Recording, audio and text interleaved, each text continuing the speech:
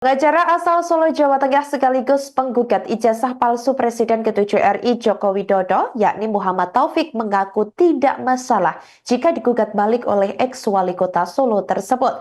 Ia menegaskan justru senang apabila ada gugatan pidana yang dilayangkan oleh pihak Jokowi kepada dirinya. Saat ditemui Tribun News pada Senin 20 April 2025 lalu, ia menanggapi apabila digugat balik oleh pihak Jokowi.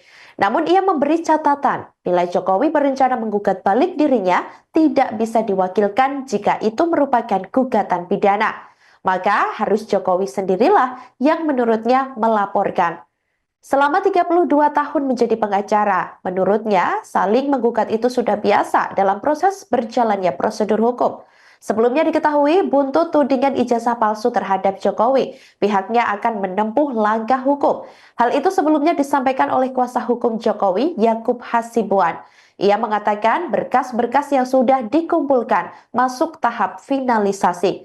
Yakub menuturkan bahwa sejauh ini ada 4 orang yang berpotensi dilaporkan.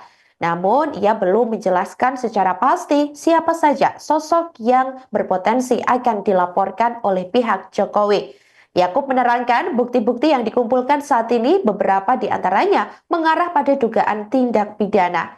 Ia mengatakan bahwa kabar ini akan terus diperbarui sejalan dengan riset dan analisis tim hukum Jokowi.